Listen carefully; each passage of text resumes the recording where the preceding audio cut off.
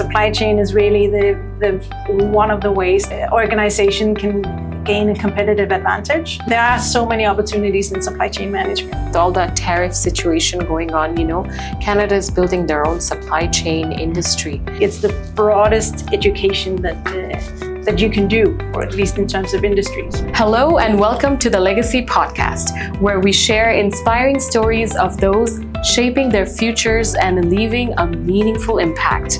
I'm your host, Raisa Afrida, and today we're thrilled to welcome an incredible guest, Helle Rasmussen.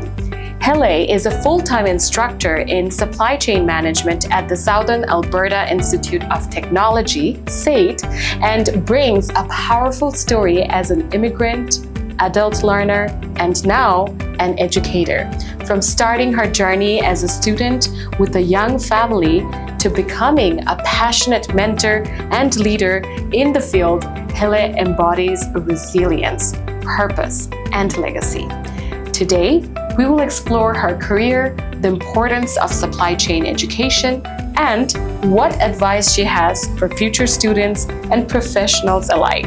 Let's get started. So Helle, how are you today? I'm fantastic. Thank you so much. And thank you for having me. You are very welcome. We met at the Supply Chain Canada conference, and I could see we have a lot of common values and love for education.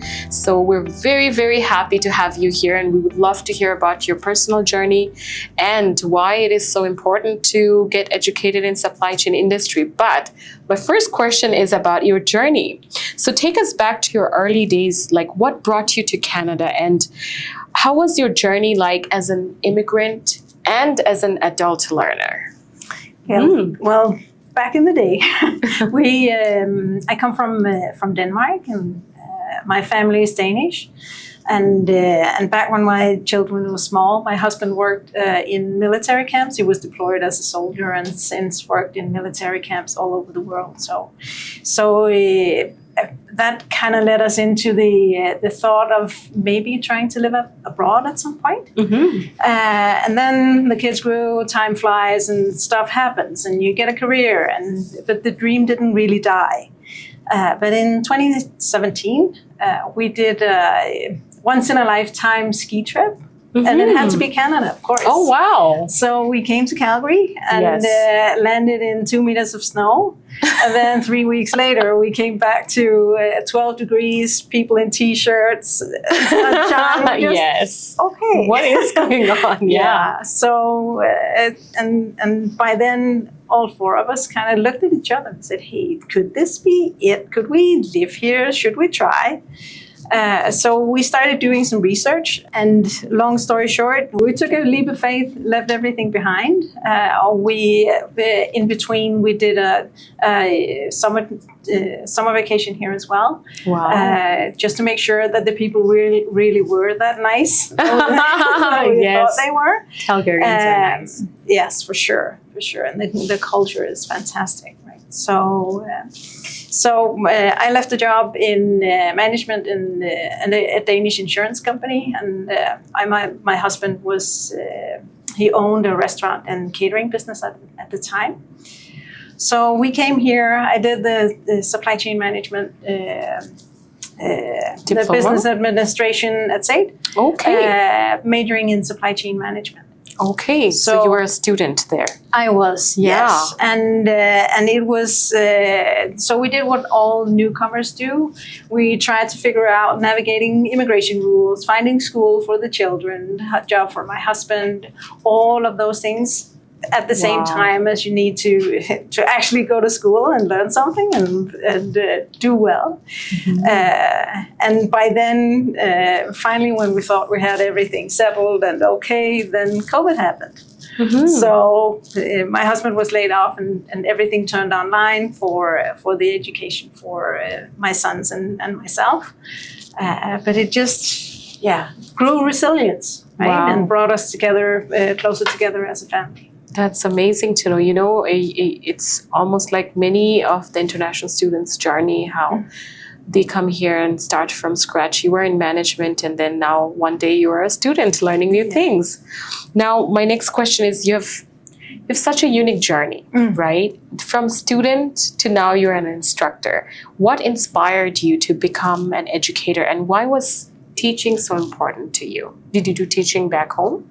Yes, I did. So teaching and curriculum management was part of my career in the insurance industry in Scandinavia. So it was not foreign to me, and I love the little when the light goes off with the students and they kind of get where we're going, start asking critical questions. That aha moment. Yes, exactly. I just love that, and but it was not my plan to be an instructor at first. When I graduated, I went to work in the logistics industry. So I worked for a DSV. And I can tell you, start to work in transportation during COVID, it's baptism by fire, but for sure. Wow. But it kind of underlined the need for supply chain management, right?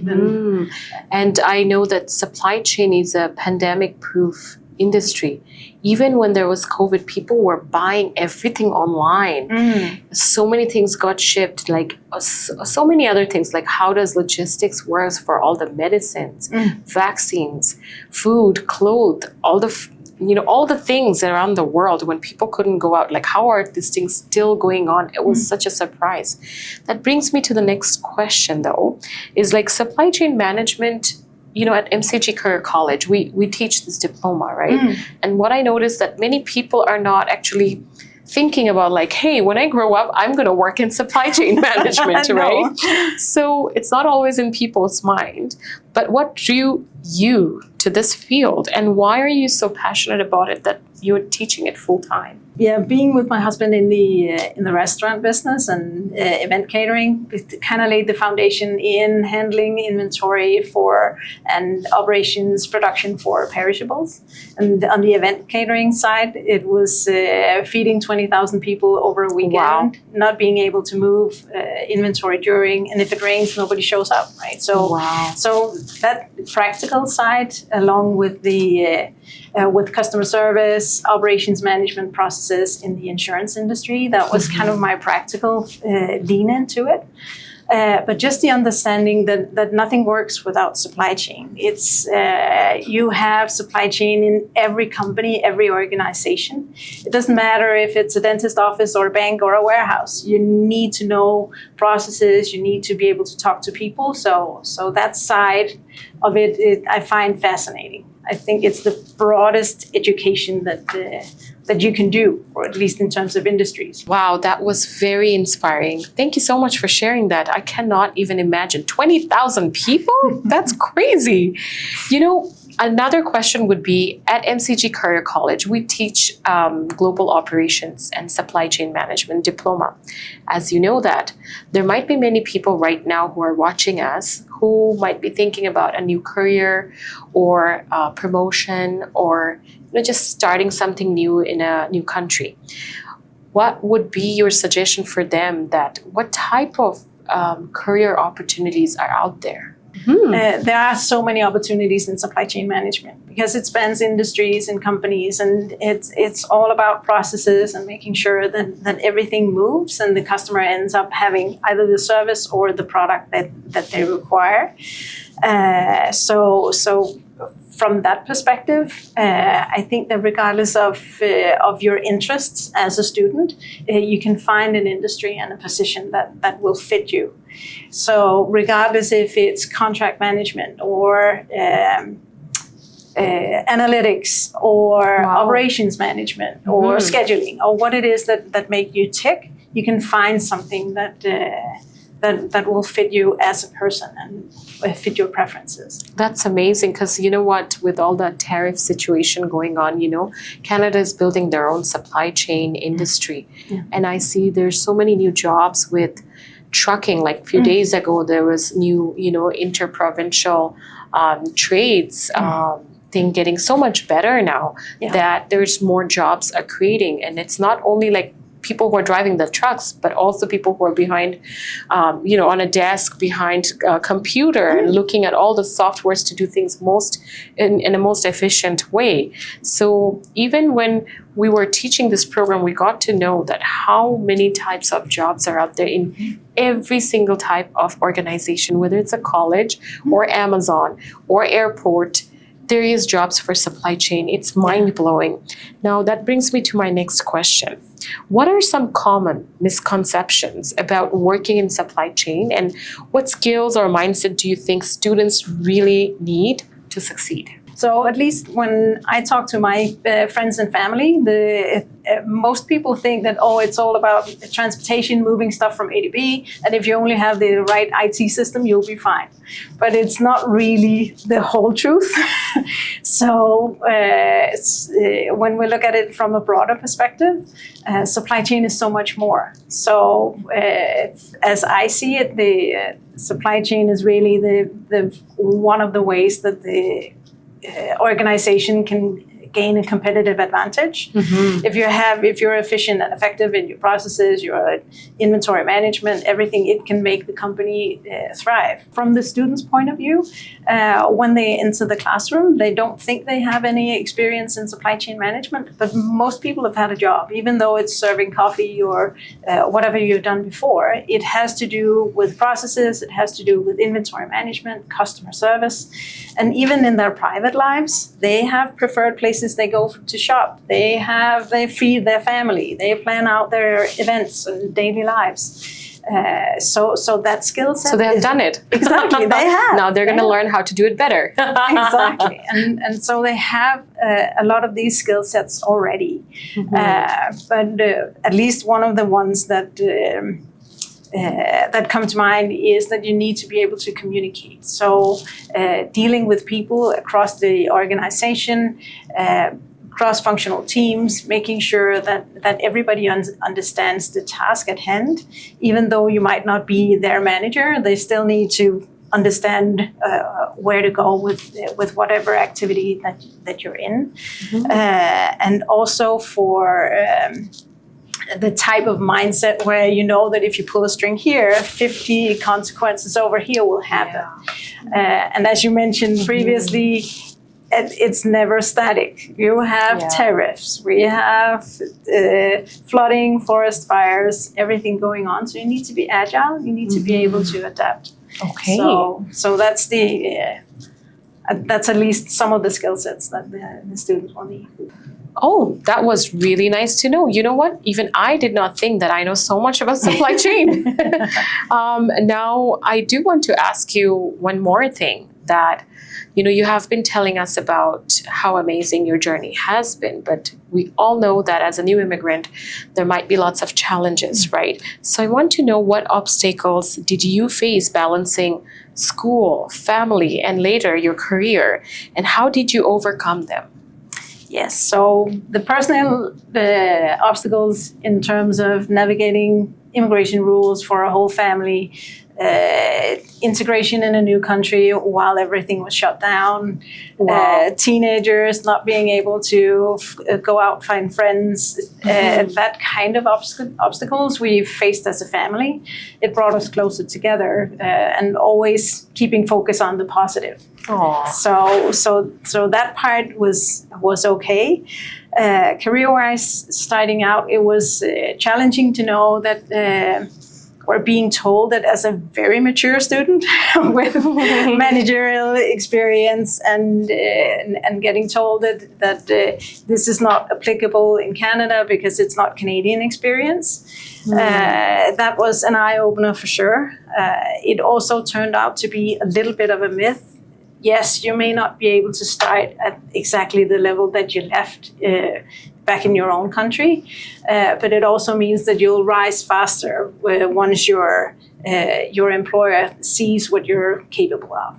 Absolutely. And, I agree with that so much because everything I have done back home has prepared me well for now. I got to learn lots of new skills, that's for sure. But, it's not a waste. No, everything that we do back home is an asset, and it only makes us more resilient. I talk about this a lot, that immigration can be a trauma. You're learning sometimes new language, new place, new friends, new clothes, new food. Everything is new to you. Yeah. And that can, while going to school, all these things are happening and there is a COVID going on. My God, I cannot imagine. Can you give me maybe 3 examples of the positive thing that you focused on? What was the 3 things that you focused on and, it helped you overcome the challenges? The first one was one of the things that we didn't even think about before moving here. That's the weather. The sun is always out. Always out? Yes, you're right. Even though it might be cold. I absolutely agree. In Denmark, it rains a lot. So this Calgary is is a sunny city. That's for sure. Even when it rains. Yeah, it is. What was the second thing? The second thing is family. So when we moved here, my sons were 16 and 18. So they were at the brink of maybe moving away from home, or at least not spending as much time with us as teenagers becoming adults very soon. Yeah, exactly. So having that extra time with them has really meant a lot and has brought us closer together as a family.